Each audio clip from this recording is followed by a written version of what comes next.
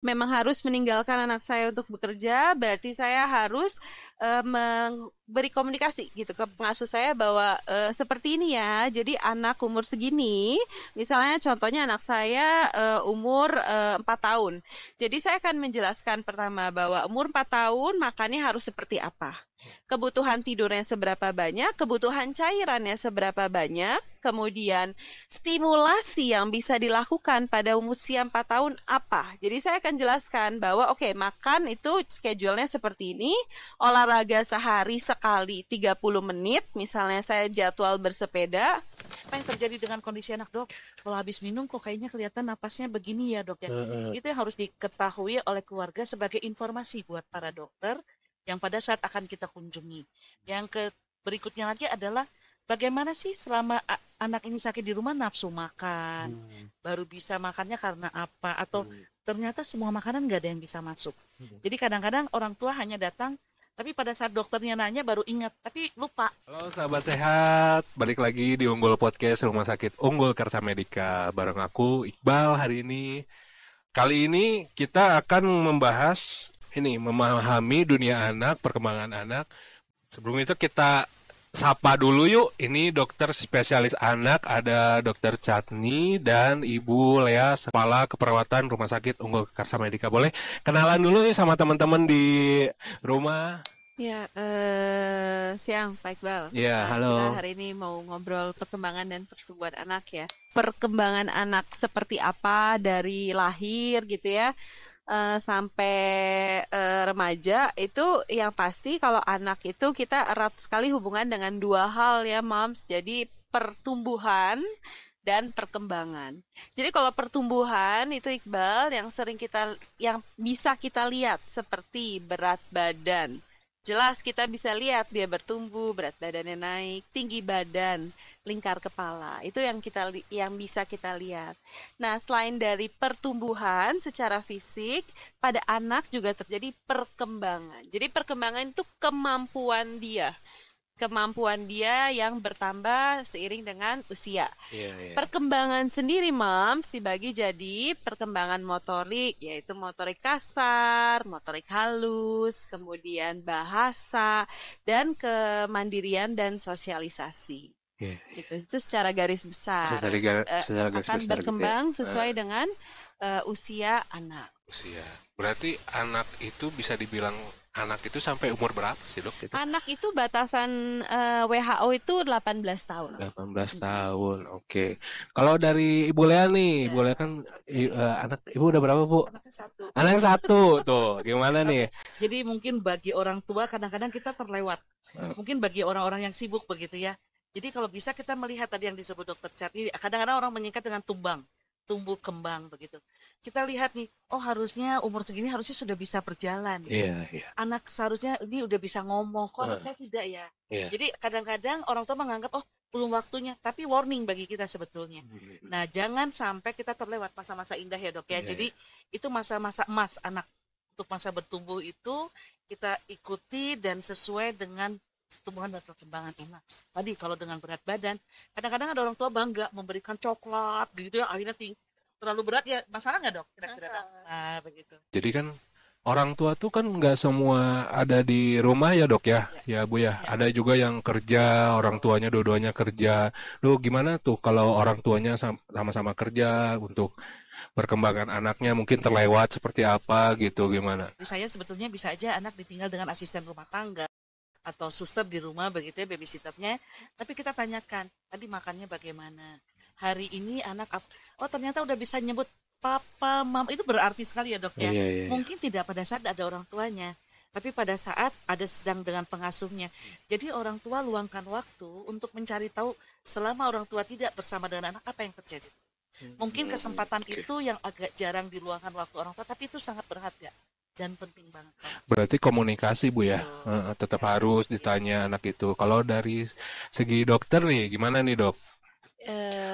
Kalau pertanyaannya moms harus kerja gitu ya, karena pasti kan sekarang kan hampir semua ibu pasti punya kesibukan gitu ya. Kemudian dengan terpaksa harus menitipkan anaknya untuk dijaga gitu ya, mungkin memang kuncinya adalah seperti tadi Bu Laya udah bilang, komunikasi itu memang kuncinya. Jadi mungkin kalau dari saya tipsnya gitu, sebelum bekerja gitu ya, mungkin beberapa minggu sebelum itu pengasuh itu mungkin sebaiknya bersama ibu, karena pola asuh setiap keluarga itu berbeda. Jadi kalau orang baru itu mungkin dia mempunyai pola asuh seperti dia diasuh. Kalau kita ingin mengasuh anak kita dengan pola asuh kita, jadi kita harus satu persepsi. Jadi pengasuhnya dengan kita dulu 2 minggu, dia udah melihat, oke, rutinitas ibunya seperti ini. Kemudian yang kedua adalah memberi penjelasan. Oke, saya maunya seperti ini ya. Jam 8 pagi makan, jam 10 nyemil misalnya, jam 12 minum susu, jam 2 tidur, kemudian waktu olahraganya misalnya jam 4, kemudian jadi yang ngasuhnya itu dia akan lebih teratur, mengikuti schedule. Ngikutin jadwal yang udah dibuat dok ya. Oke. Iya, berarti dokter juga kan di rumah ada anak ya berarti ya. Betul. Nah, gimana nih dok kalau dokter sendiri, kalau bukan sebagai ahli gitu, sebagai dokter spesialis anak, sebagai ibu tuh gimana tuh ninggalin anaknya gitu? Apakah ada perkembangan anak yang terlewatkah kalau dok? Nah, memang kalau ini pertanyaan berat ya, karena kan kalau misalnya ditanya sebagai seorang ibu dan sebagai seorang dokter, mungkin kan perasaannya beda.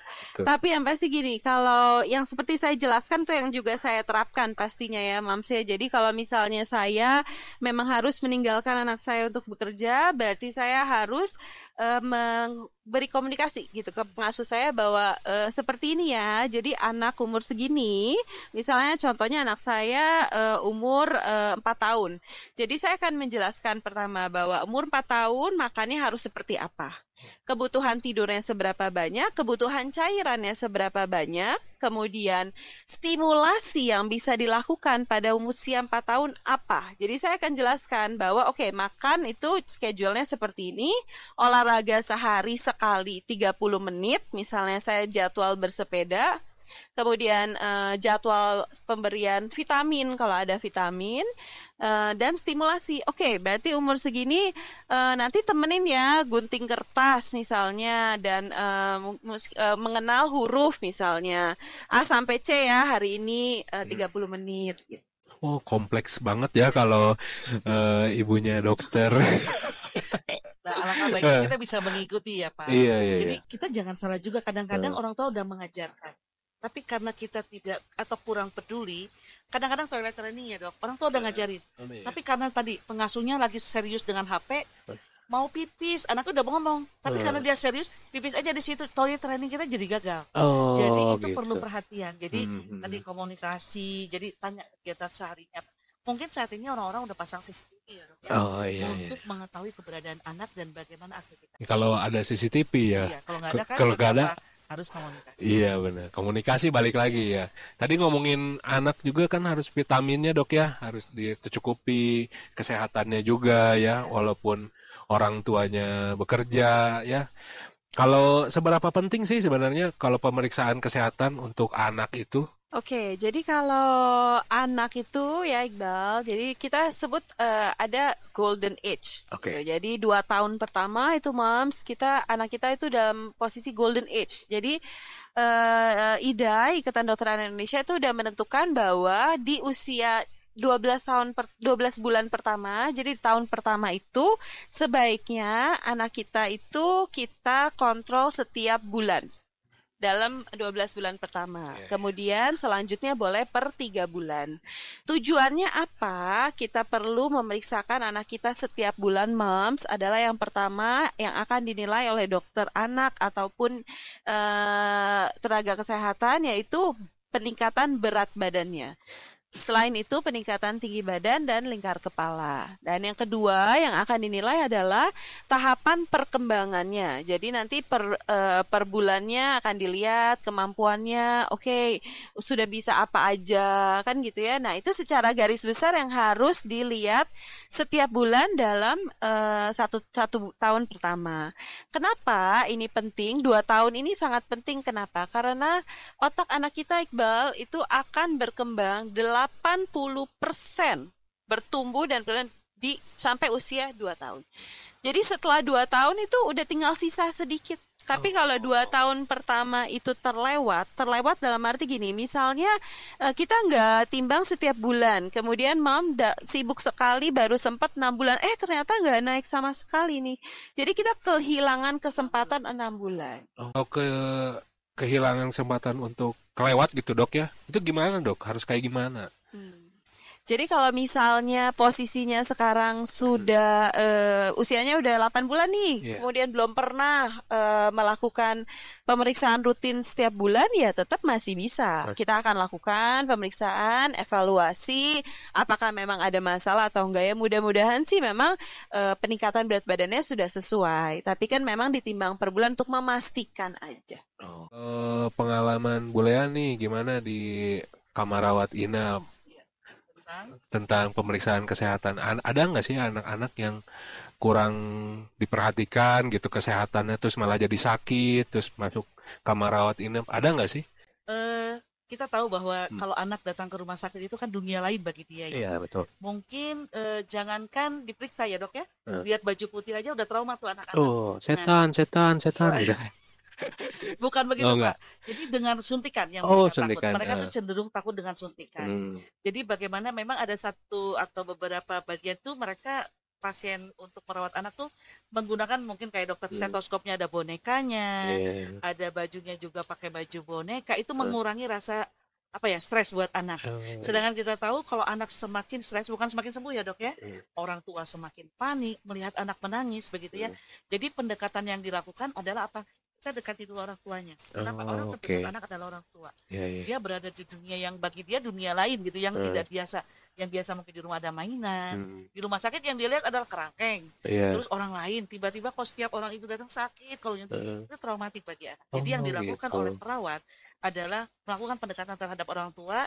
Kita edukasi apa tujuannya kita memberikan obat, dan anak akhirnya kalau perlu kita tos dulu dong sama anaknya. Binatra sama anak tidak cepat. Tapi bagaimana bahwa nggak sakit kok, kadang-kadang kita cuma ukur suhu, tapi bagi anak hal yang menakutkan. Jadi dunia anak kan nggak tahu ya. Dunia bermain Pak bagi anak. Ya dunia bermain gitu dok ya. Kalau misalnya dok kita mau periksa kesehatan gitu untuk anak, kita harus kemana sih dok? Gitu. Apakah harus ke rumah sakit kah atau kemana gitu? Oke, kita lagi ngomong anak ini ya, berarti ya. Untuk pemeriksaan rutin berarti Iqbal ya. Kalau pemeriksaan rutin penimbangan berat badan, pengukuran tinggi badan dan pengukuran lingkar kepala dan penilaian perkembangan di awal tuh sebenarnya bisa di fasilitas kesehatan yang tingkat 1. Jadi bisa di fase 1 tuh bisa. Fase 1 bisa ya. Tapi mereka juga di fase 1 itu biasanya sudah ada kriteria kapan anak ini harus dirujuk ke dokter spesialis anak. Alangkah baiknya, Moms, kalau memang memungkinkan dilakukan semuanya di dokter spesialis anak. Itu akan lebih baik kan gitu ya. Tapi kalau misalnya lebih mudah untuk ke fase 1, yang penting tetap ditimbang dan diperiksa setiap bulan. Berarti lebih baik ke dokter spesialis anak, dok ya. Sambil dilakukan imunisasi. Imunisasi tapi di fase 1 juga bisa. Jadi sama, bisa di rumah sakit, bisa di fase 1. Tapi kalau fase 1 sudah lihat ini nggak bisa, kondisinya biasanya akan dirujuk. Kalau Faskes, fasilitas kesehatan kayak. Iya. Iya, Faskes fasilitas kesehatan, teman-teman. Jadi nanti bisa cari Faskes terdekat kalau untuk mau periksa kesehatan anak rutin ya, dok ya, Bu ya. Oke, kalau Dokter Chan nih sendiri nih di RSUKM, jadwal prakteknya hari apa aja nih kalau mau teman-teman ke Dokter Chan ini? Ada setiap hari, Mams. Bisa datang dari jam 8 sampai jam 12. Nah, Bisa tuh. datang kapanpun. Nah, tuh ada terus nih Dokter Chan di RSUKM. Jadi nggak usah khawatir kalau mau ketemu Dokter Chan ya. Tunggu kehadirannya ya. Iya. Pada saat membawa anak sakit. Iya, bawa anak sakit. Kalau nggak bawa anak gimana? Boleh, Dok? Boleh, kalau pengen lihat rumah sakit boleh. Oh, yang belum subscribe dulu, nyalakan loncengnya.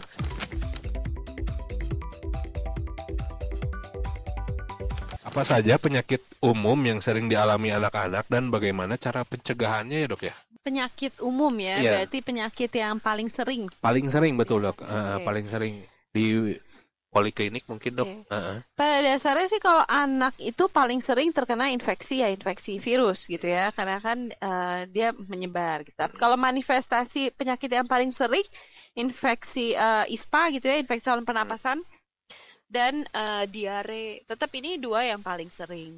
Kalau infeksi virus lainnya sih banyak ya, ada infeksi mumps, varicella, cacar air ya, kemudian yang campak gitu, yang muncul rash gitu, kemerahan, itu semua infeksi virus, viral infection.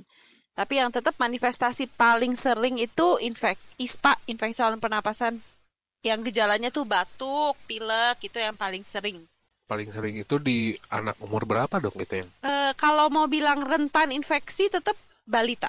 Balita. Tetap balita. Soalnya Oke. kan balita itu, kenapa balita itu sangat rentan terhadap infeksi? Karena balita itu antibodinya belum terlalu banyak. Beda dengan kita yang dewasa. Jadi kita yang dewasa itu antibodi kita udah banyak. Kita dulu udah pernah sakit pas kecil, terbentuklah antibodi bervariasi. Jadi kalau kita terpapar dengan infeksi, biasanya kita nggak rentan untuk sakit kan gitu ya. Tapi kalau balita beda, tubuhnya masih belajar dengan lingkungan. Jadi kalau misalnya pas dia lagi capek, daya tahan tubuhnya kurang baik, kemudian ada virus, pasti akan terinfeksi, membentuk antibodi, kemudian pulih kan gitu ya. Oke, berarti banyak banget yang ISPA ya, Dok ya. Ya. Penyakit ISPA itu ya, Dok. Balita ya. Balita. Balita. Kok nih buat orang tuanya gimana ini, Dok, pencegahannya biar anak kesayangannya nggak kena ISPA nih? Oke, jadi konsep dasar untuk mencegah anak sakit itu pastinya meningkatkan daya tahan tubuh, Mams. Jadi caranya gimana sih biar anak itu daya tahan tubuhnya bisa lebih baik? Ya memang meningkatkan daya tahan tubuh itu kita nggak ada pemeriksaan secara pasti nih. Oh, kita periksa, daya tahan tubuhnya 100% baik, itu nggak ada. Tapi banyak sekali faktor yang bisa meningkatkan atau meningkatkan imun sistem anak. Yang pertama yang pasti adalah nutrisi. Jadi asupan nutrisi ini sangat penting dalam meningkatkan daya tahan tubuh. Nutrisi yang seperti apa sih? Anak saya makan kok, setiap hari makan. Tapi yang perlu diperhatikan bukan cuman anak makan, tapi jenis makanannya apa dan berapa banyak. Jadi pastikan anak kita makan yang adekuat, yaitu kurang lebih 3 kali makan besar dengan cemilan. Nah, yang harus diperhatikan juga adalah selain itu jenisnya gitu. Jadi harus yang tinggi protein dan menghindari semua makanan-makanan yang tidak berkalori atau tidak mengandung mikronutrien yang adekuat. Ini terutama balita ya. Berarti makanan kemasan gitu, kemasan yang hanya tinggi gula dan garam. Mungkin itu ya. Yang pertama nutrisi, yang kedua kebutuhan cairan. Kebutuhan cairan ini sangat penting, Mams. Jadi tubuh kita kalau kekurangan cairan itu pasti akan mempengaruhi imun sistem kita, pencernaan kita dan lain-lain. Kemudian yang ketiga adalah kebutuhan tidur. Jadi kebutuhan tidur per usia itu beda-beda, Mams. Jadi kalau di bawah 3 tahun masih perlu nih tidur siang. Nah, yang paling pasti adalah setiap anak harus mendapatkan tidur malam yang cukup. Jadi jam 8 malam itu udah harus tidur biar daya tahan tubuhnya bisa balik. Ya kurang lebih seperti ini. Selain itu ya menghindari kontak, sering cuci tangan. Misalnya pulang dari pergi-pergi, pulang cuci tangan. Jadi jangan langsung makan, misalnya jangan langsung pegang-pegang muka. Ya kurang lebih seperti itu sih. Nah tuh, pencegahannya udah ada tuh. Nanti videonya diputar-putar aja di situ ya, Bu ya. Jadi biar tahu gitu pencegahan. Terus dicatat juga, jangan lupa. Kalau dari Bulea sendiri kalau seperti dari apa? saya mungkin begini, kalau kita lihat kadang-kadang kalau kita lihat nih dok ya di bawah 5 tahun, ada orang tua tuh yang membawa anak naik motor, anaknya berdiri tanpa pakai jaket, gitu ya. Itu mungkin harus diingat oleh orang tua. Kalau kita tahu tadi bahwa bagaimana sih dengan kondisi dia, jangan sampai nih habis pergi malam-malam tanpa dipakein jaket, ternyata sampai rumah kok jadi hangat ya anak, tiba-tiba kok jadi batuk ya. Terus yang kedua, warning bagi orang tua juga pada saat melihat anak udah mulai, jangan nggak apa-apa batuk, makin lama makin sesak, bawa ke rumah sakitnya udah semakin parah ya dok ya. Jadi itu yang pertama. Yang kedua tadi bagaimana perhatian orang tua. Ketiga, kita harus tahu jangan sampai nih anak kita biarkan apa dok, jadi memakan, ada fase oral ya dok ya. Jadi tadi kalau dibilang cuci tangan, bisa jadi anak tuh gampang memasukkan apapun ke dalam mulutnya dia. Jadi orang tua harus aware gitu. Jadi kotor, cuci tangan dulu. Nah itu harus diingetin Pak. Jadi bagaimana perhatian orang tua buat anak yang benar-benar, anak kan tidak tahu mana yang benar dan salah, tidak tahu, tapi kita yang ngasih tahu. Tadi wajib cuci tangan, tidak boleh langsung pegang-pegang makanan, harus diingatkan buat. Nah tuh, coba diikutin sahabat sehat tipsnya nih dari Dokter Chatni dan Ibu Lea tuh. Kalau misal nih dok, kalau imunisasi sendiri bisa nggak sih mencegah penyakit itu dok? Oke, jadi selain meningkatkan daya tahan tubuh, menghindari infeksi ya kan, cuci tangan, cara hidup bersih dan sehat lah ya. Kemudian yang ketiga ya bisa kita tingkatkan dengan pemberian imunisasi. Jadi imunisasi sendiri itu adalah upaya untuk membentuk antibodi. Jadi caranya adalah memasukkan virus atau bakteri yang sudah dilemahkan, yang tidak berbahaya, sehingga tubuh kita akan memproduksi antibodi. Dengan tujuan, kalau misalnya sewaktu-waktu kita terpapar nih infeksi virus yang sebenarnya tubuh kita udah siap, tubuh anak kita udah siap nih dengan antibodi. Jadi kalaupun sakitnya nggak akan seberat kalau tidak imunisasi. Nah kalau ngomong-ngomong, kalau vaksin juga itu bisa mencegah juga penyakit, bisa terkena penyakit gitu sih, anak itu bisa pakai vaksin juga, benar nggak sih dok itu? Iya betul. Jadi seperti saya bilang, vaksin itu upaya kita untuk membentuk antibodi. Jadi bukan berarti sih anak yang vaksinasinya lengkap, imunisasi lengkap, terus jadi nggak bakal sakit, nggak gitu. Tapi kalau misalnya sudah diimunisasi, kemudian ada antibodinya, dan sewaktu-waktu mendapat infeksi yang benar, misalnya udah diimunisasi campak nih misalnya, kemudian ada virus campaknya masuk, itu biasanya kita udah ada antibodinya. Jadi kalaupun sakit mungkin masih bisa, tapi lebih ringan daripada yang kalau tidak diimunisasi. Oh gitu. Kalau dari Ibu Lea sendiri seperti apa? Jadi kalau bisa orang tua harus mengingat ya dok. Kadang-kadang mungkin harus dari informasi yang kita dapat kita jadi tahu. Kadang-kadang orang menganggap nggak perlu karena bapaknya dulu juga nggak imunisasi, sehat-sehat saja kok. Nah kita lihat sekarang dengan perkembangan zaman, dengan kontaminasi yang sangat tinggi. Sekarang kalau kita lihat di pinggir-pinggir jalan, kalau memang ada baiknya kita pakai masker ya. Jadi kalau toh kita tidak memakai masker, kita bisa memilah. Jadi orang tua harus punya jadwal tadi vaksin anak bagaimana. Sekarang kan ada BPJS ya Pak ya, kita bisa pakai kan? Ya dok ya. Kita bisa ke puskesmas ya Bapak Ibu, Paskes 1. Jadi kita berobat dari situ, rutin lakukan. Sekarang malahan posyandu lagi digalakan. Bagaimana ibu-ibu kader di lapangan, nanti berjenjang dari ibu kader ke Paskes 1 langsung ke rumah sakit. Oh gitu. Kalau ini kita ngomongin tumbuh kembang optimal dok nih. Nutrisi apa aja sih biar kita tuh bisa mencapai tumbuh kembang optimal buat anak kita nih dok? Oke, jadi kalau tumbuh kembang, kalau kita ngomong nutrisi, itu kita bagi jadi dua. Nah, Iqbal, ya maksudnya kita bagi jadi dua. Makronutrien yang kita bisa lihat jelas-jelas nih, karbohidrat, nasi gitu kan, protein, daging gitu kan, serat, buah gitu, lemak yang kita bisa lihat. Dengan mikronutrien, yaitu makanan yang kita nggak bisa lihat, itu kandungan dalamnya, karena kan mikro, kecil-kecil. Nah, jadi untuk menunjang pertumbuhan dan perkembangan itu harus memenuhi keduanya, makronutrien yang adekuat dengan mikronutrien yang adekuat. Oke. Biasanya itu untuk berapa lama dok ya untuk bisa mencapai tumbuh kembang optimal itu? Jadi kalau tumbuh kembang kan seperti biasa setiap bulan kita akan periksa kan. Nah, kalau misalnya kita ngomong tentang makronutrien sama mikronutrien kan berarti kan kita ngomong jenis makanan, jumlah makanan kan gitu kan yang bisa menunjang daya tahan tubuh dan perkembangan. Nah, kalau mikronutrien sendiri kan banyak nih ya, zat besi, vitamin A, semua jenis vitamin lah ya, itu kan masuknya dalam mikronutrien. Sangat penting untuk daya tahan tubuh, sangat penting untuk kecerdasan, dan lain-lain. Jadi yang harus diperhatikan mungkin kalau moms yang punya anak di bawah usia 3 tahun, terutama di bawah 2 tahun, adalah perbandingan kebutuhan makan. Karena kan gini Iqbal, 6 bulan pertama moms kita kan kasih ASI, kayak susu dominan, on demand. Terus kita kasih setiap kali dia haus ASI. Nah setelah 6 bulan kan udah mulai MPASI nih istilahnya. Tapi ASI kan tetap dilanjutkan. Nah mulai harus dipikirkan kebutuhan makannya seberapa sih berarti 6 bulan. ASINya seberapa. Jadi harus dilihat perbandingan susu dengan makan. Jadi 6 bulan sampai 8 bulan itu memang susu masih dominan nih 70%.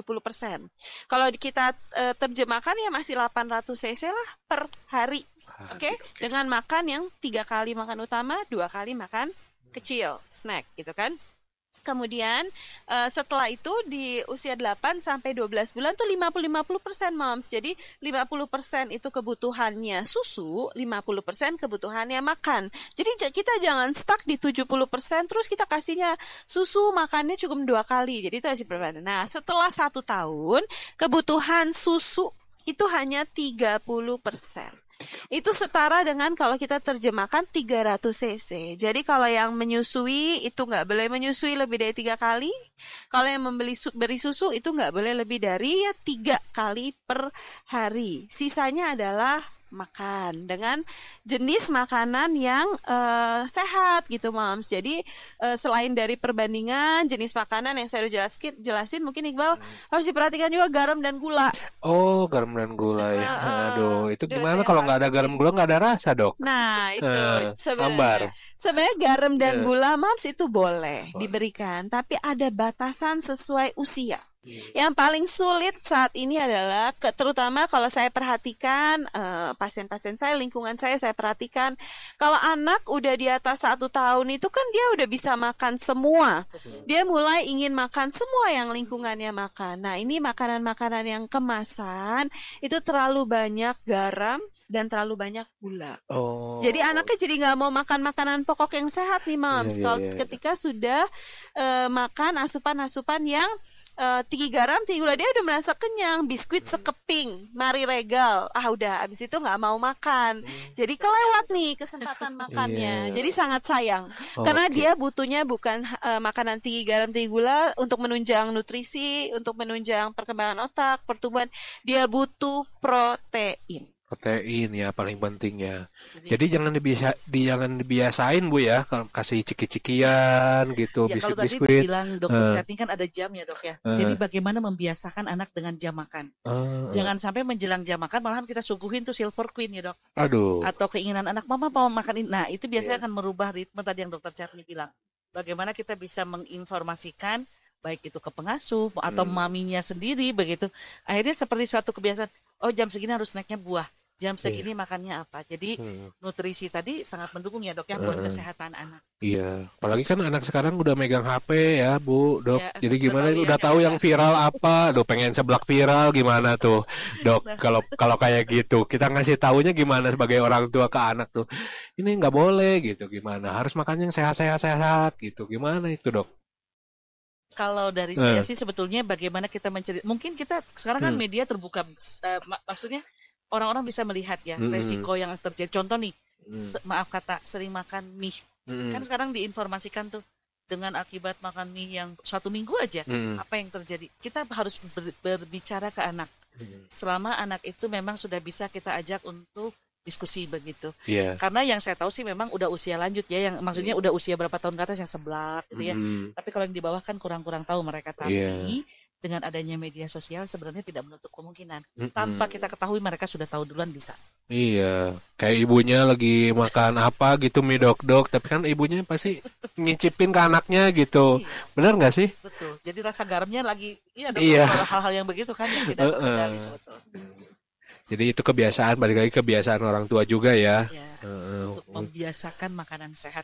Makanya mungkin balik lagi mams terkasih nih ya. Hai. Kadang-kadang kita memanfaatkan ya dok ya. Kapan Eh, kita punya waktu untuk memasak buat anak? oh iya Kalau iya. kita nanti udah gede kan gitu, rindu masakan mama itu salah satunya itu ya dok ya. Oh iya iya. Iya. Daripada kita selalu beli, kita nggak Eh, tahu kadar gula, kadar garamnya di luar seperti apa. Oh, oke. Oke. Nah, kalau dokter sendiri nih, masak sendiri nggak nih buat anak di rumah nih? Masak Jadi ya. penasaran kan? Ada waktu ya Coba dok ya. kalau dokter gitu. Ibu Lea juga sibuk. Iya, dalam Sebagai- kesibukan memang ada waktu sih. Jadi maksudnya Eh, tidak selamanya kita bisa memasak, tapi iya, kita luangkan waktu. iya. Kalau dokter gimana nih dok? Ya masak makanan anak-anak sih sebenarnya sebisa mungkin itu homemade. Jadi ya Oke. tetap harus masak di rumah. Disediain waktu lah yang simple-simple, nggak usah yang repot-repot. Iya. Tapi kalau kalau misalnya anak itu makan, jadi anak itu sebenarnya Iqbal dia akan mencontoh lingkungan. Jadi anak itu dia kayak copycat gitu. Dia gampang sekali mencontohi apa yang dia lihat itu yang akan dia bikin. Jadi yang paling penting Mams, misalnya nih anaknya nggak boleh makan ciki, tapi mamanya pegang ciki nih. Terus Dek, nggak boleh ya, kata dokter nggak boleh loh makan ciki ya, nggak boleh ya. Tapi Iya. dianya makan. Nah, gimana nih perasaan anaknya nih? Kok boleh mama ya makan ciki? Kok saya nggak boleh? Kan nggak bisa ngerti. Tapi kalau misalnya mamanya nggak pegang apa-apa, nggak boleh ya deh, nggak sehat. Mama juga nggak makan ya, anaknya juga oke lah. Mama nggak makan, saya nggak makan. Sama seperti gadget. Dek, nggak boleh dek pegang HP. itu HP nggak boleh. Tapi mamanya lihat HP, terus ya kayaknya perasaan anaknya kenapa ya?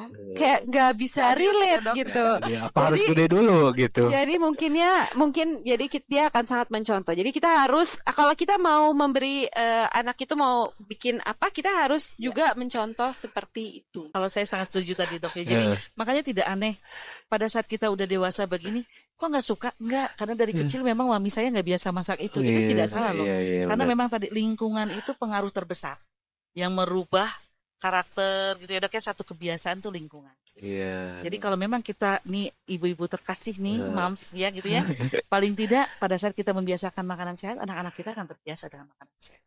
Jadi kita harus biasakan juga ya sebagai orang tua memberikan anak tuh makanan yang sehat-sehat, jangan yang asal-asal juga. Jadi biar anaknya nggak gampang sakit, betul dok ya? Betul sekali. Iya, oke. Yang belum subscribe nih, tetap nih aku ingetin lagi untuk subscribe dulu dong, biar tambah semangat kita bikin podcastnya. Nanti kan kita sering-sering nih undang dokter-dokter spesialis yang lain juga. Nanti dokter Chani juga ada berapa episode dok? Katanya mau 10 episode ya? Waduh, gimana Iqbal? Saya dokter datang sekarang, Iya. datang.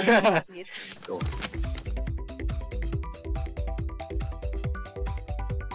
Tantangan terbesar yang sering dihadapi orang tua dokter sebagai spesialis anak untuk mendukung perkembangan anak tuh gimana sih dok? Tangannya ya. Iya.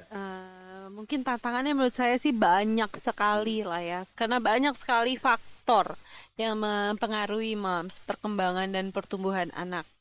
Tapi mungkin kalau yang jadi masalah yang saya lihat gitu ya di lingkungan baik pasien saya, lingkungan sekitar, mungkin yang pertama kalau dari sisi perkembangan anak yang jadi masalah adalah gadget.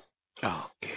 Jadi gadget itu sangat sulit dan maksudnya menghambat kita sebagai orang tua juga untuk bisa melakukan stimulasi yang adekuat untuk anak kita. Nah itu kalau perkembangan mungkin itu sih Iqbal yang saat ini menjadi tantangan buat semuanya menurut saya. Karena sebagai orang tua yang memang banyak sekali moms pasti kerjaan saya mama yang jaga anaknya kan pasti sibuk gitu ya. Kemudian anaknya duduk pegang gadget diam, kadang kita lupa bahwa itu tuh sebenarnya nggak boleh karena kalau dibiarin anak itu tidak terstimulasi dan kalau tidak terstimulasi pasti perkembangannya akan terganggu. Kalau ngomongin gadget tuh harus handphone aja atau bisa juga TV atau komputer atau game gitu dok? Jadi kalau kita ngomong gadget itu semua screen ya. time, baik itu TV, YouTube, lewat TV, misalnya game atau HP gitu ya, itu semua masuknya di gadget gitu. Gitu. Jadi semua ya, jadi harus dijaga juga sih screen time-nya anak juga ya. Bagaimana perawat dapat mendukung orang tua dalam merawat anak yang sedang sakit dan membutuhkan perawatan khusus nih? Kalau Bu, gimana Bu? Boleh. Seperti yang tadi saya sudah sebutkan bahwa peran orang tua sangat penting karena orang yang terdekat dan orang yang sangat dipercaya oleh anak. Orang tua sangat diharapkan untuk ikut dalam mengedukasi ya. Jadi contoh memang pada saat kita menyuntik ya dok ya, kadang-kadang rasa sakit itu ada. Tapi bagaimana kita edukasi, Dek, sakit sedikit kan mau sembuh, itu satu. Pada saat datang makanan, di mana sih orang yang sehat aja kadang-kadang melihat makanan rumah sakit begitu ya dok ya, tertarik atau tidak. Tapi bagaimana kita mengedukasi, yuk mau makan biar kita cepat pulang, nanti kita sekolah lagi begitu. Jadi peran orang tua di sini sangat diharapkan karena memang mendukung sekali proses penyembuhan anak. Nanti pada saat ada pemeriksaan, karena kalau kita di rumah sakit kan ada per 8 jam atau per 4 jam kita harus kontrol ke pasien gitu ya. Jadi jangan sampai menakutkan bagi anak. Nggak mau, baru juga lihat di pintu kadang-kadang kalau anaknya sudah jangan bergerak, jangan masuk. Nah itu bagaimana kita melibatkan orang tua bahwa kehadiran seorang perawat atau dokter pada saat memeriksa adalah buat proses. Tuh. Berarti kalau yang sedang dirawat anaknya jangan ditinggal-tinggal ya Bu ya. Iya, karena nanti jangan sampai begini. Saya sih mengalami bagaimana anak itu percaya bahwa kamu tidur siang ya mama nggak kemana-mana. Itu luar biasa loh. Kadang-kadang kan anak pengen tidur bersama mamanya tapi salah satu persyaratan ya dok ya orang tua tidak diharapkan tidur di situ. Tapi bagaimana anak bisa tidur tenang? Mungkin dia bisa pegang tangan maminya. Tapi dia menjaminkan ada itu rasa aman itu. Kenapa anak bisa tidur nyenyak? Dia tahu papa mamanya mungkin atau maminya ada di situ. Sedangkan tadi disebutkan istirahat harus cukup ya dok ya untuk proses penyembuhan. Nah itu jangan ditinggal Ibu ya. Banyak kan karena sibuk gitu, karena kesibukan kerja, terus anaknya ditinggal di rumah sakit, ibunya nggak cuti gitu. Kalau yang saya tahu Pak Iqbal kalau anak sakit kayaknya satu rumah bakal sakit ya dok. Maksudnya bukan sakit fisiknya, tapi karena mental kita, aduh khawatir anak ada di rumah sakit. Kadang-kadang tidak menutup kemungkinan kalau anak udah diopname yang dibawa apa travel back ke rumah sakit. Karena memang kayak mau pindahan aja gitu kan. Karena kita merasa bahwa kita di rumah pun kayak hampa, nggak ada anak. Sebagai dokter spesialis anak dapat membantu orang tua dalam mendeteksi dan menangani masalah kesehatan atau perkembangan anak sejak dini. Nah, itu gimana dok? Biar membantunya itu apa yang ngisi kuesioner atau apa gitu dok?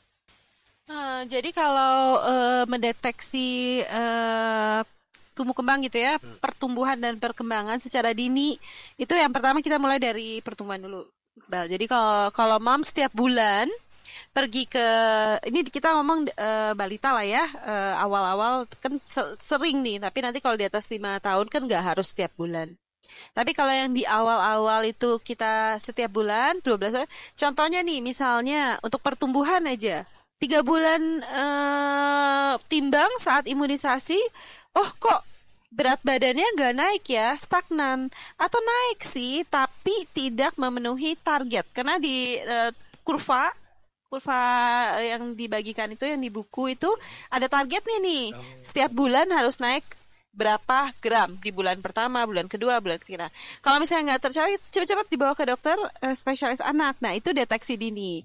Kalau tidak, jadi kalau seret nih, jadi kita nggak tunggu sampai, aduh gizinya udah kurang atau gizinya udah bahkan mungkin buruk gitu ya.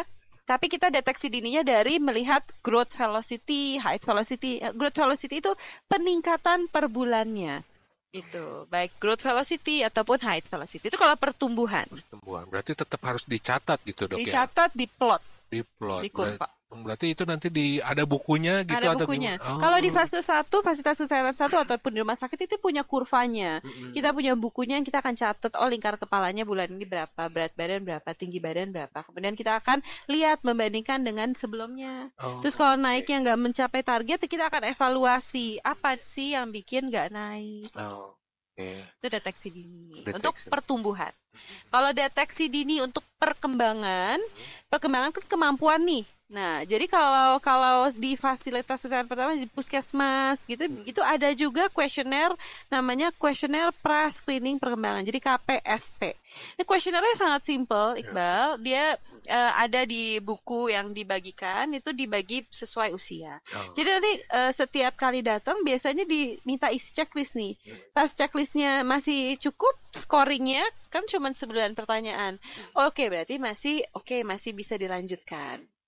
Kalau dari dokter anak sendiri itu biasanya kita punya red flag sih. Jadi ada beberapa, ini kalau perkembangan gitu ya, kita ada red flag. Jadi kayak warning, oh ini udah harus diintervensi. Biasanya kalau misalnya contohnya nih, kalau kita ngomong tentang bahasa. Jadi kalau pada 18 bulan ini contoh ya, 18 bulan anak itu belum bisa mengikuti perintah gitu, misalnya tutup pintu misalnya, atau ambil bola gitu misalnya, berarti kan dia nggak bisa mengikuti perintah. Nah ini kita harus segera bawa untuk diperiksa apa masalahnya. Itu red flags, itu bahasa. Terus contohnya kalau misalnya motorik kasar gitu, misalnya usia 8 bulan belum bisa duduk sendiri. Jadi kalau 8 bulan itu dia harusnya bisa, kalau masih 6 bulan masih ditopang gitu. Tapi masih 8 bulan ketika 8 bulan dia duduk jatuh. Nah, itu kita udah harus stimulasi nih. Berarti ini pasti ada masalah, sambil kita stimulasi, sambil kita cari. Motorik halus juga ada red flags. Jadi semua ada red flags. Kalau motorik halus mungkin 9 bulan belum bisa pegang pensil gitu ya. 9 bulan tuh udah bisa pegang benda kecil. Pensil kalau belum bisa, itu juga suatu red flags. Jadi setiap aspek perkembangan, kalau buat dokter anak itu ada yang istilahnya red flag. Jadi banyak macamnya juga, Dok ya. Betul. Biasanya itu kalau ke dokter anak dikasih tahu gitu, Dok ya.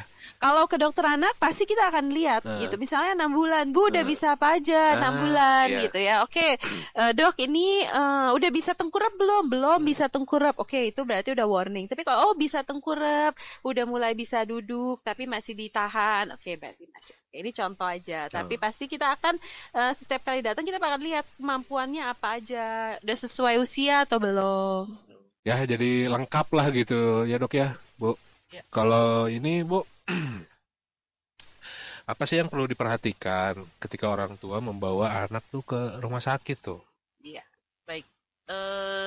Kan membawa anak tuh bisa 2 ya. Jadi kontrol setelah pertama atau vaksin atau mendadak ya, Dok ya. Kalau mendadak sepertinya tidak ada yang teringat. Saya pribadi pernah membawa anak saya kejang. Saya tuh sampai dokter tuh bilang, saya baru lihat kamu pakai baju baby doll ya, Dok, baju tidur, karena saya melihat anak saya kejang. Saya ke rumah sakit. Dan itu katanya adalah rupa terjelek saya. Karena apa adanya. Karena kan karena kita berhitungan dengan waktu begitu. Tapi pada saat mungkin kalau kita rutin kontrol ke poliklinik, yang harus diingat oleh moms dan keluarga begitu, yang pertama adalah kita harus catat dulu keluhan apa yang terjadi selama di rumah. Itu yang pertama, karena kita akan sampaikan ke dokter. Kedua, apa aja yang sudah terjadi, apakah habis main, habis berenang, itu perlu diingat oleh keluarga. Apa makanan terakhir begitu. Terus yang ketiga, apa yang terjadi dengan kondisi anak, Dok? Kalau habis minum kok kayaknya kelihatan napasnya begini ya, Dok ya. Itu yang harus diketahui oleh keluarga sebagai informasi buat para dokter yang pada saat akan kita kunjungi.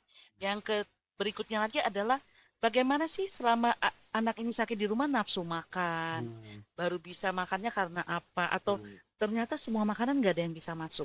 Jadi kadang-kadang orang tua hanya datang, tapi pada saat dokternya nanya baru ingat, tapi lupa padahal yang terjadi apa. Itu salah satu yang menurut saya penting ya, untuk kita tahu bahwa informasi apa yang kita sampaikan. Kedua, kita tahu bahwa kalau berangkat ke rumah sakit tidak mudah begitu ya.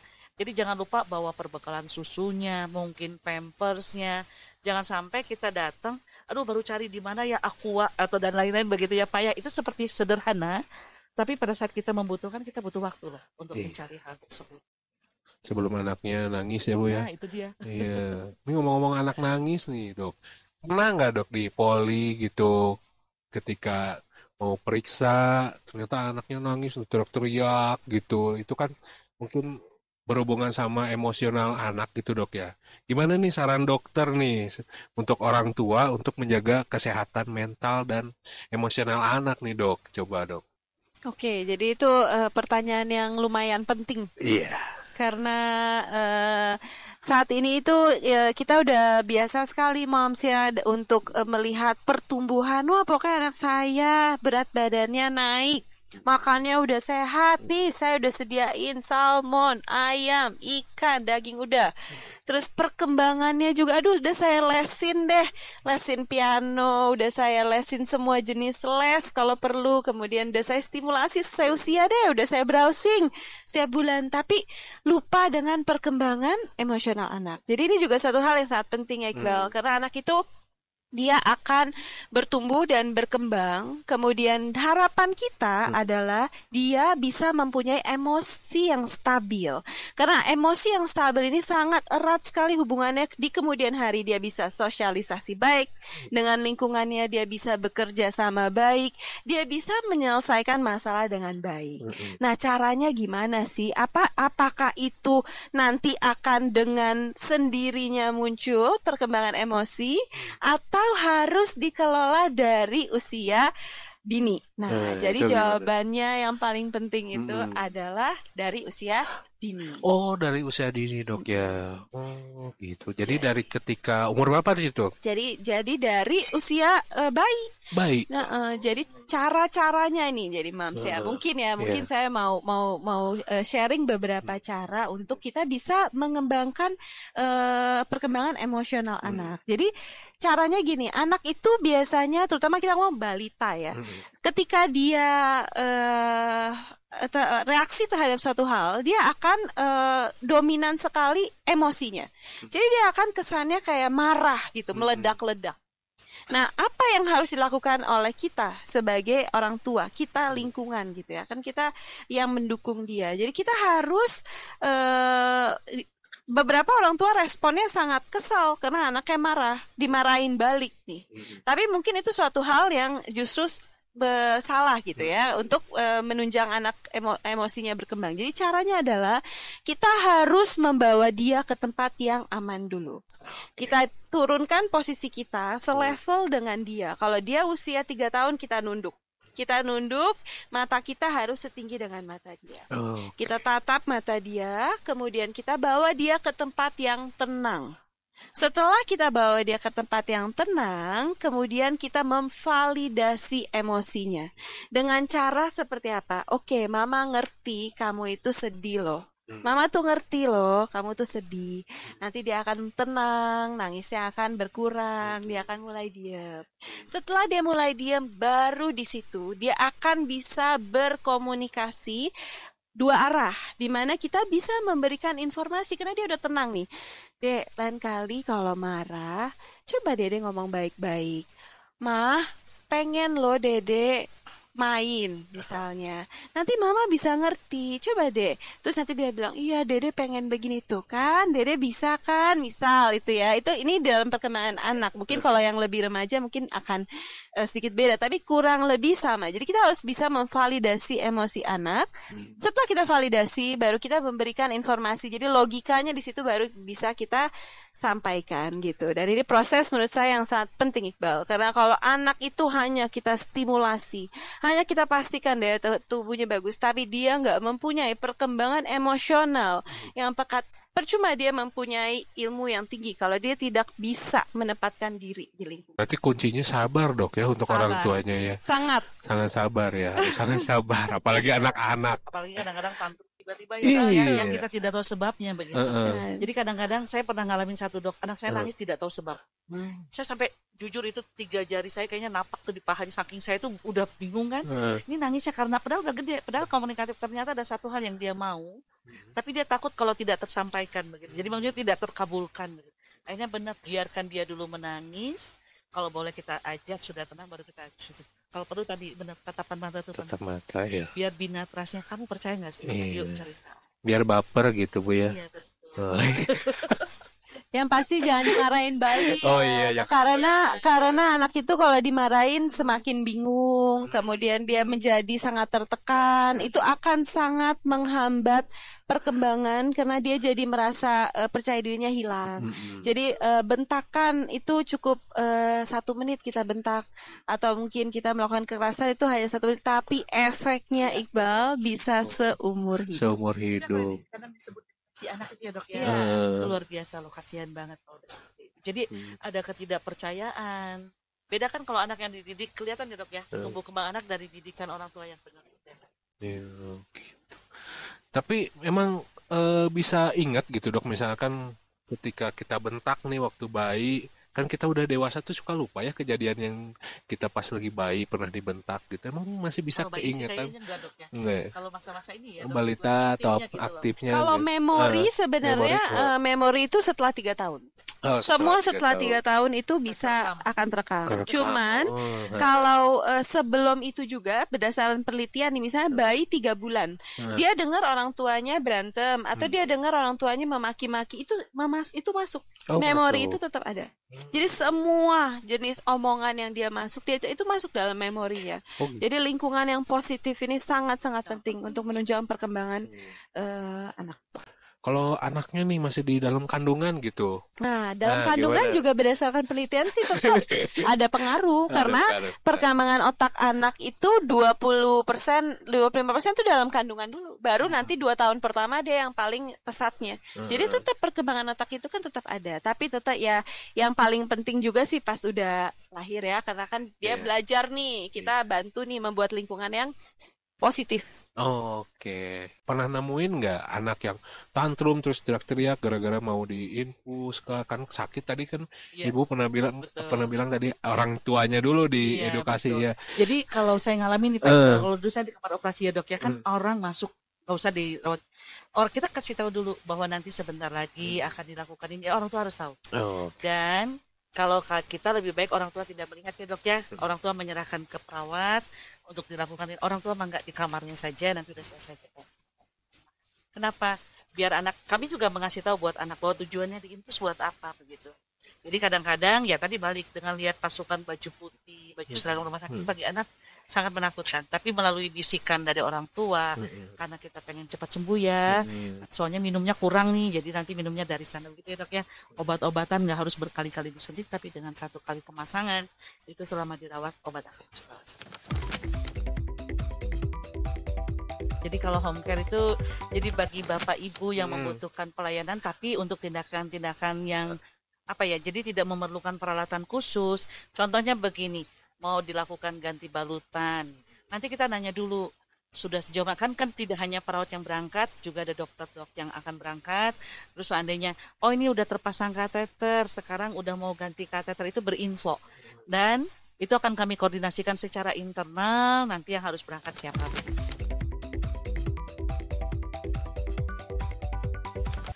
Dok, pengen tahu nih, saya penasaran.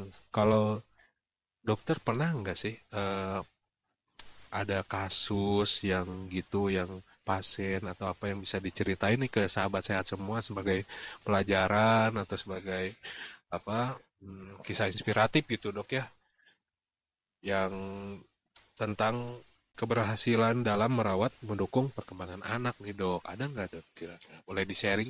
Mungkin kalau cerita kasus pasien banyak banget ya kali ya Iqbal ya.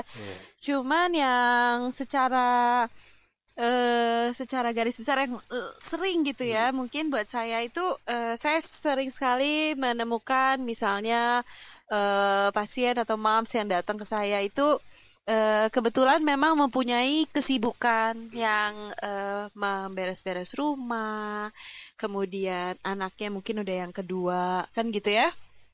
Kemudian yang jadi permasalahan adalah dia sulit sekali membagi waktu gitu Iqbal. Kemudian harus beresin rumah juga, bikin makanan juga, kasih makan juga. Kemudian belum lagi kalau anaknya tantrum, belum lagi kalau anaknya sakit ya. Jadi kan memang banyak ya.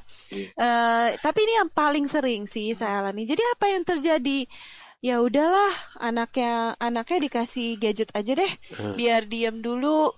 Sementara dia bisa masak, dia bisa beberes ya. Saya nggak bisa mempersalahkan sebenarnya Iqbal, karena dia memang di posisi yang sangat sulit. Itu posisi sangat sulit karena dia memang harus tetap memasak karena dia mau memberikan makanan yang sehat kan. Betul. Tapi di sisi lain dia harus jaga anak-anak. Kemudian setelah kasih gadget, terus nanti yang satu dikasih makannya gak mau, ya udah nggak ada waktu lagi nih untuk mikirin mau masak apa. Jadi hal seperti itu terutama Iqbal yang saya alamin kalau misalnya di 2 tahun pertama itu terjadi, Yang sering terjadi adalah datang ke saya nanti udah usia 2 tahun, anaknya sama sekali belum bisa ngomong. Kemudian berat badannya juga gak naik, kan gitu ya. Karena setelah ditelusur-telusur, ya dok, karena memang saya memang sibuk sekali, jadi terpaksa sekali saya harus kasih gadget. Nah, memang ini suatu hal yang sedihnya kenapa sih? Karena saya ingin menjelaskan sih ke moms atau ke pasien saya bahwa Bu, 2 tahun pertama tuh nggak akan balik loh. Jadi, apapun yang ibu bisa lakukan, pertumbuhan dan perkembangan anak di 2 tahun pertama ibu harus usahakan. Perkembangan otak maksimal di usia 2 tahun. Setelah usia 2 tahun, berdasarkan penelitian, itu otak itu gak bisa bertumbuh lagi. Dia maksimal 80%. Setelah itu cuman yang bisa dilakukan adalah dieratkan hubungannya. Jadi kecerdasan majemuk. Semakin kita stimulasi pasti kan dia semakin gede, tapi pertumbuhannya, kemudian efeknya terhadap masa depan dia kemudian harus kuliah, dia kemudian harus hidup mandiri, harus bisa produktif. Nah ini kalau kita kelewat yang 2 tahun karena memang kesibukan kita, ya itu dampaknya mungkin jadi. Ya kan ada yang bilang tuh kalau anak pertama tuh anak percobaan gitu. Anak kedua baru maksimal gitu ya. Justru kebalik, kadang-kadang dengan anak pertama tuh barang-barang baru semua loh. Oh iya. Ya kan? Iya. Nanti adiknya yang sisanya. Oh iya. Kalau dari ibu nih, ada nggak nih yang bisa diceritain gitu? Ya kalau dari saya sih melihat kalau saya di rumah sakit ya, bagaimana tadi kecemasan orang tua dengan kekhawatiran begitu. Kalau kami sebagai seorang perawat sangat bahagia dan senang tuh pada saat melihat anak yang kita tolong itu pulang dengan selamat ya dok. Jadi yang paling penting adalah yang selalu kami ingatkan pada saat anak sudah sehat, sudah masa pemulihan adalah apa? Harus kontrol. Ya, kadang-kadang orang tua tadi, oh udahlah nggak perlu kontrol deh. 1, karena sibuk. 2, anaknya sudah mulai sehat. Padahal itu ada yang masa penting ya dok ya. Kalau saya lihat kalau mungkin dari pengalaman pribadi saya adalah bagaimana edukasi itu terus kita berikan sampai yang terakhir. Bertemu dengan kita terakhir itu tetap, dan di poliklinik pun itu para suster tuh kami ajarkan untuk edukasi. Jadi pada saat contoh begini, kalau datang bisa jadi dia dengan jaket yang tipis gitu ya. Sedangkan anak udah mulai kita sarankan minum yang banyak. Kadang orang tua membawa cuma sedikit, tapi anak dia mungkin bagi orang tua udah nggak meminta gitu. Tapi orang tua harus tahu, oh minuman anak saya udah berapa banyak sih sepanjang saya lagi menunggu antrian dokter, antrian obat, itu penting. Jadi dari dia proses dirawat, dari tadi kondisi yang kurang bagus, sudah stabil dan diizinkan oleh dokter boleh pulang, edukasi terus jalan sampai di poliklinik. Malahan tadi kita mengingatkan makanan apa sih yang boleh dan tidak. Oh, jadi nggak hanya dokter aja gitu ya yang bisa kasih edukasi gitu ketika kita lagi nunggu untuk ketemu sama dokter ya, perawat juga. Nah nih dok, ada video nih yang dari @mama Cute nih. Ini katanya anaknya habis polio, terus ketika pulang badannya langsung panas nih, katanya gitu. Gimana nih? Terus ini terus kepalanya apa nih? Jidatnya ditempel apa itu bu? Jadi untuk menurunkan panas apa? Kompres tapi bukan pakai anduk ya, itu kayaknya ya. Ada khusus. Oke, gimana nih dok? Boleh? Mungkin kalau sharing saya dari video sih gini Mams. Jadi kalau misalnya imunisasi nih, kan memang kita udah jelasin imunisasi kan adalah memberi, memang memasukkan dengan sengaja memasukkan bakteri atau virus yang dilemahkan yang tidak berbahaya sehingga tubuh membentuk antibodi. Nah, jadi beberapa kejadian ikutan pasca imunisasi, salah satunya demam. Nah, tapi ini sangat tidak berbahaya. Jadi tidak apa-apa, dia efek tubuh transien. Kan namanya tubuh lagi bentuk antibodi nih. Jadi akan demam. Ya kan pasti akan membuat mams gelisah, tapi yang penting diketahui bahwa kalau demamnya disebabkan murni oleh imunisasi, biasanya setelah 24 jam juga dia akan turun sendiri dan tidak akan menimbulkan efek apapun. Nah, kalau mengenai kompres ya mungkin salah satu cara kan kompres, tapi yang penting perlu diingat adalah kompres harus selalu dengan suhu yang sesuai suhu tubuh. Jadi jangan pakai air dingin. Kompres air es, diperes, dikompres nggak boleh ya Mams, karena nanti malahan begitu dilepas kompresannya suhunya malah naik karena kan reaksi tubuh kan gitu ya. Nah gitu, jadi ya mudah-mudahan anak ini demamnya kemarin benar-benar pulih dengan cepat dan tidak sakit yang pernah mengalami hal demikian. Kadang-kadang kalau anak mau diimunisasi orang tuanya udah stres duluan. Kenapa? Karena efeknya. Kalau saya sih kadang lebih baik digendong. Karena anak lebih nyaman begitu ya. Kadang-kadang kalau anaknya masih kecil nggak apa-apa, tapi kalau udah berat badannya yang gede, lumayan tuh. Berat. Karena dia adaptasi terhadap nyeri ya, terhadap respon tubuh terhadap tadi yang disuntik tuh bisa. Apa yang bisa kita lakukan sebagai orang tua? Ya kita peluk, kita kasih minuman, tapi hati-hati pada saat menangis dikasih minuman, yang terjadi takut adalah aspirasi. Begitu. Jadi bagaimana orang tua bisa memberikan ketenangan dan ke anak mungkin bisa sambil digendong. Sambil digendong.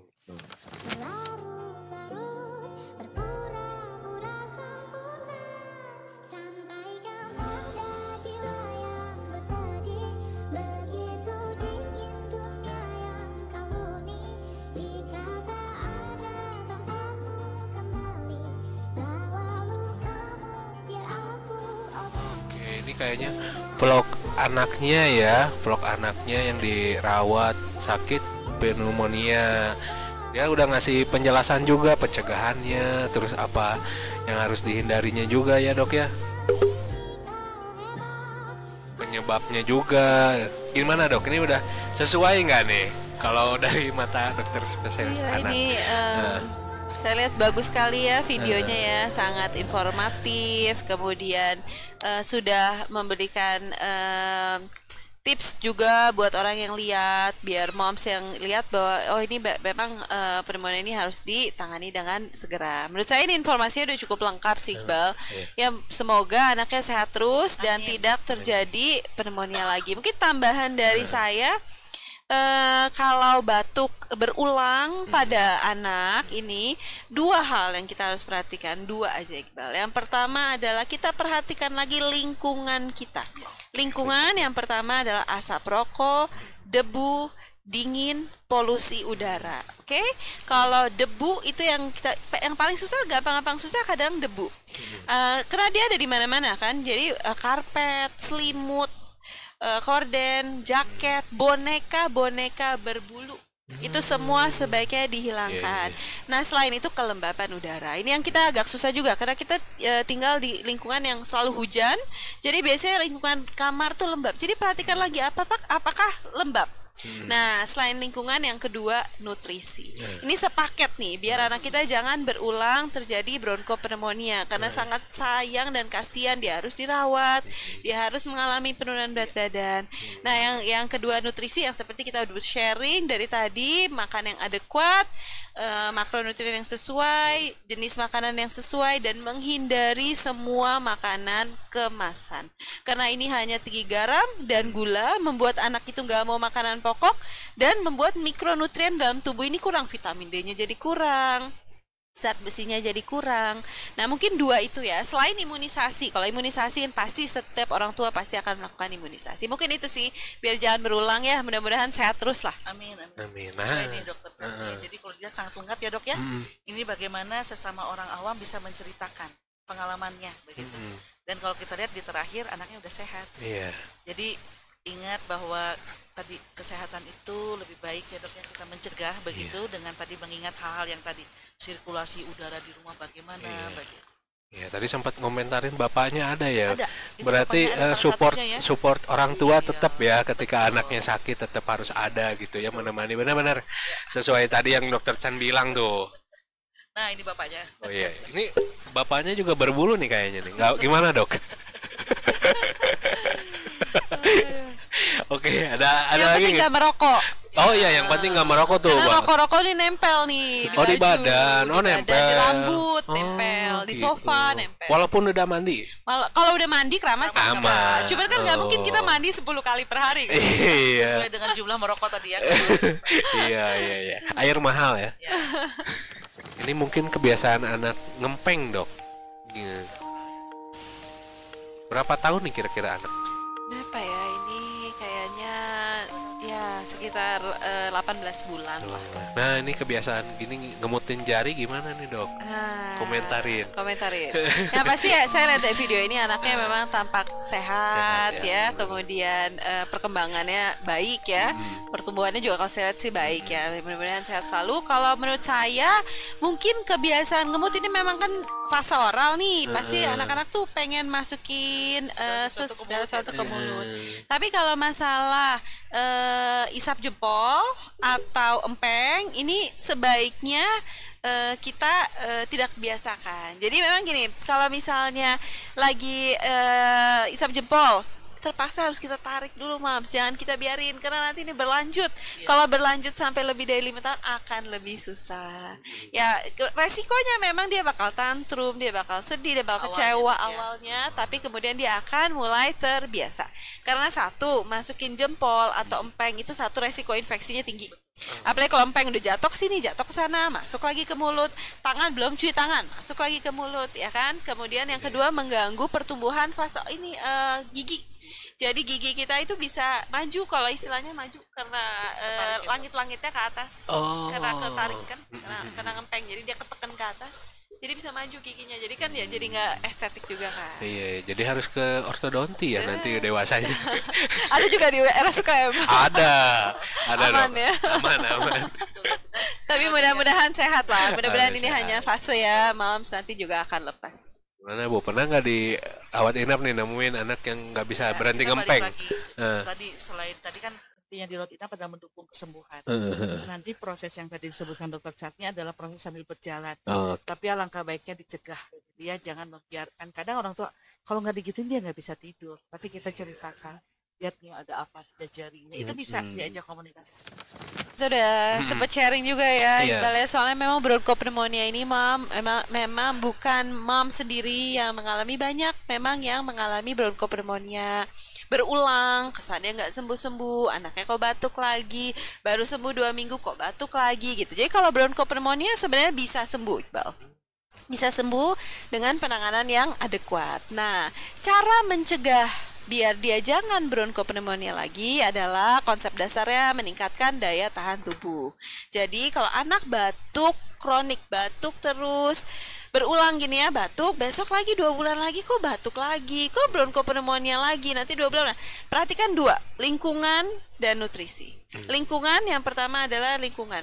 Jadi perhatikan lingkungannya, apa sih yang pencetusnya, ada asap rokok nggak? Ada debu nggak? Ada hewan peliharaan misalnya kan, kemudian kelembapan udara, lembab nggak ya kamarnya, karena itu sangat mempengaruhi kesehatan paru. Nah, nanti selain itu perhatikan nutrisi, tingkatkan daya tahan tubuhnya dengan makan makanan yang sehat. Stop semua makanan yang nggak sehat, stop semua makanan kemasan, tinggi garam, tinggi gula, minuman yang berwarna dan lain-lain, stop. Dengan ini mudah-mudahan semoga bronchopneumonia yang kemarin udah sakit sembuh dan tidak sakit lagi. Gondongan ini infeksi virus sih, virus. Yang nyerang kelenjar parotis. Jadi dia besar gitu kan. Istilahnya gondongan. Mams, istilahnya mams. Jadi sebelum saya membicarakan pertanyaan tentang apa yang bisa dilakukan, mungkin saya perlu sharing bahwa mams ini bisa dicegah sih dengan imunisasi.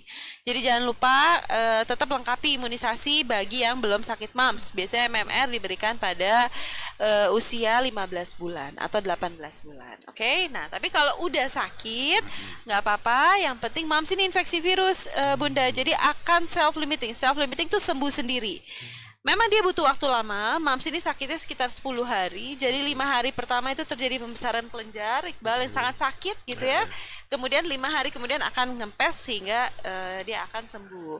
Nah, yang perlu diperhatikan pas lagi membesar ini kan sakit banget, Iqbal. Biasanya anak itu yang menjadi susah, dia nggak mau makan. Ya, jadi bukan mulut sakit. Penanganan yang paling penting adalah satu, pastikan asupan cairan dan nutrisinya cukup. Yang kedua, bisa kita berikan obat pereda nyeri atau obat penurun panas kalau dia demam. Nanti kalau misalnya di 2 hari, di 3 hari demamnya turun, bengkaknya memang besar, tapi anaknya makannya bagus, gak apa-apa. Kita observasi dengan memberi vitamin, makanan, dan kita tunggu sampai dia mengecil. Yang kapan perlu dibawa ke dokter kalau sakit paus adalah kalau misalnya dia demam 2 hari pertama, membesar, kemudian dia di hari ke-5, ke-6 demam lagi, itu nggak boleh. Karena kalau demam udah turun, dia harusnya nggak demam lagi, itu yang pertama. Kedua, terjadi pembekakan skrotum. Jadi kalau laki-laki harus dilihat tuh bawahnya di skrotum, kalau membekak itu mungkin komplikasi atau disertai gejala lain, misalnya muntah-muntah, nggak bisa makan, terus kemudian kejang gitu ya, atau penurunan kesadaran misalnya, lemes banget, ya itu kita harus dibawa ke dokter untuk dirawat. Nah, tuh lengkap banget tuh jawaban dari Dokter Chan. Panjang ya. Bisa kalau konsul bisa lama ya, Dok ya? Oh iya, lama, Dok. Puas banget pokoknya. Ada pertanyaan? Gitu ya, Pak ya. Iya, jelas. Nggak bisa cepet-cepet, Iqbal. Iya, kan benar. biar kita bisa sharing. Betul. Bisa disimak dengan baik. Iya, simak dengan baik, apalagi 2 tahun pertama ini, Dok ya. Untuk orang tua tuh yang mau jadi orang tua, perhatiin baik-baik tuh. Kalau usia 5 tahun nih kan beda nih. Kita kan Iya. kalau 2 tahun pertama harus naik nih setiap bulan sih. Kalau 5 tahun memang sih naiknya sih nggak banyak sih, Iqbal. Kita targetnya nggak seperti 2 tahun pertama. Yang penting satu sih dia nggak boleh turun. Tapi kalau 6 bulan kan harusnya ada nih naik nih, walaupun sedikit. Growth velocity ini kalau sama sekali nggak naik ya. Kalau anak nggak naik, 2 yang harus diperhatikan Bunda. Yang pertama, pastikan lagi apakah benar kalorinya yang masuk cukup. Karena istilahnya kadang gini, anak saya makan terus kok, Dok, makan terus seharian, tapi berat badannya nggak naik. Ya makannya apa? Kan itu ya, dan jumlahnya berapa. Dia makan setiap jam, dia makan biskuit 1 keping, nanti dia makan wafer, nanti dia makan roti 1 keping, yang nggak akan naik berat badan karena belum memenuhi kriteria. Jadi perhatikan, harus ada protein, karbohidrat yang adekuat, dan hindari semua makanan manis, karena makanan manis akan membuat anak itu tidak mau makan protein, tidak mau makanan yang sehat, dan akhirnya berat badannya nggak akan. Iya tuh, bukan berarti nggak boleh, Dok ya. Tapi selain itu, kalau memang bener bagus, karena di sini kan makan minum bagus. Oke, Bagus. saya yakin lah ini memang masih bundanya udah baca nih. Oke, makan minumnya pasti bagus. Udah dikasih ikan, ayam, misalnya 3 kali makan yang benar-benar jelas dengan porsi yang misalnya memang 1 piring kan 5 tahun ya. Ya, Bunda harus perhatikan apakah memang ada silent infection. Jadi ada infeksi di dalam yang kita nggak kelihatan. Jadi konsep dasarnya kalau kalorinya udah masuk sesuai, tapi berat badan nggak naik, takutnya ada kuman atau apa di dalam tubuhnya yang ngemakan ini makanannya. Kan makannya banyak nih 1 piring, tapi kok nggak naik, hilang kemana? Nah, jadi bisa sakit, boleh datang ke rumah sakit, Unggul Kersa Medika. Langsung ya ke poli anak Dokter Chat nih. Iya, langsung. Tapi mudah-mudahan sehat. Jadwalnya di sini ya. Mudah-mudahan sehat. Pertanyaan hari-hari yang saya dapatkan di poli. Jadi ditambahin vitamin nggak, Dok? Nih anak saya. Wah, jadi kayaknya kalau kesannya kalau udah minum vitamin masalah tuh udah beres gitu kan. Jadi sebenarnya gini, pada dasarnya gini Bunda, 10 bulan itu memang sih ada beberapa vitamin yang dianjurkan atau direkomendasi IDA untuk diberikan secara rutin. Ini dulu yang perlu kita perhatikan. Vitamin apa sih? Pertama, zat besi. Zat besi itu memang oleh Ikatan Dokter Anak Indonesia itu direkomendasikan diberikan rutin sampai usia 2 tahun. Jadi ini boleh Ibu Bunda berikan. Yang kedua, vitamin D. Vitamin D itu memang direkomendasikan untuk meningkatkan daya tahan tubuh. Jadi mungkin menurut saya 2 ini. Sisanya kalau bisa multivitaminnya dari makanan. Jadi mikronutriennya dari makanan. Seperti vitamin B, vitamin A, zinc dan lain-lain mungkin masih bisa dipenuhi. Caranya gimana? Caranya adalah memberikan ASI dan MPASI sesuai perbandingan nih. 10 bulan berarti 50% ASI, 50% MPASI. 50%-nya gimana sih? 3 kali makan besar, 2 kali makan snack. 3 kali makan besar, apa sih yang harus ada? Protein. Karena semua kandungan mikronutrien itu terkandung dalam protein. Oke, kalau BAB, jadi kita perhatikan gini Bunda. Kalau kita definisikan anak ini sebagai diare, diare BAB cair. Itu 1, dia BAB-nya lebih dari 3 kali dalam sehari dengan konsistensi yang cair. Jadi memang benar-benar cair, sama sekali nggak ada ampas. Kalau misalnya dia BAB hijau, oke kan warna nggak apa-apa, tergantung dari ASI misalnya yang dimakan ibu kan gitu ya. Encernya masih ada ampas atau enggak. Kemudian kalau udah nggak ada ampas, terus memang frekuensinya lebih dari 3 kali, ya sebaiknya dilakukan pemeriksaan feses. Itu dulu. Kita harus mulai dari situ. Jadi pemeriksaan feses untuk melihat ada infeksi atau enggak. Oke, tetap berarti harus diperiksain ya. Berarti harus ke poliklinik anak. Ke IGD boleh nggak, Dok? Kayaknya kalau ada tanda-tanda dehidrasi mungkin perlu. Jadi kalau diare soalnya ini saya lihat usianya 2 bulan ya. Kalau 2 bulan riskan sekali Bunda untuk terjadi dehidrasi. Jadi kalau misalnya nyusunya mulai nggak mau, demam tinggi, dalam 6 jam tidak buang air kecil, disertai muntah-muntah, itu sebaiknya ke IGD. Biar sekalian dilakukan penanganan, yaitu pemberian cairan dan pemeriksaan. Apa sih penyebab diarenya? Mudah-mudahan podcast kita itu bisa memberikan informasi kepada Bunda, membantu Bunda untuk lebih tenang, untuk bisa menunjang perkembangan dan pertumbuhan si kecil.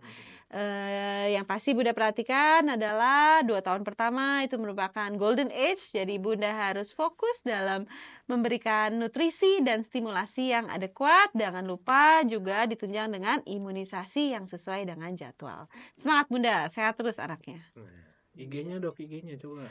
Oh ya, bisa follow IG saya untuk informasi-informasi lebih lanjut. Apa, Dok? Atau boleh datang aja lah ke RSUKM. Nanti kita sharing. Gampang, setiap hari ada. IG lagi ya, gitu. Setiap hari ada praktek Bunda. Jadi bisa datang, daftarkan, minta BPJS, rujuk ke Dokter Chan, mau konsultasi nggak mau makan bilang. Nanti kita sharing, kenapa sih nggak mau makan?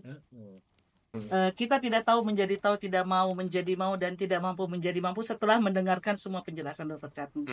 Jadi tadi mungkin kita tidak menyempatkan untuk mau masak gitu ya. Tapi dengar itu berarti saya setiap hari saya akan masak buat keluarga saya. Gitu ya. Jadi yang kita tidak tahu tadi bahwa vaksin itu penting, imunisasi itu kita jadi tahu dengan pertemuan ini.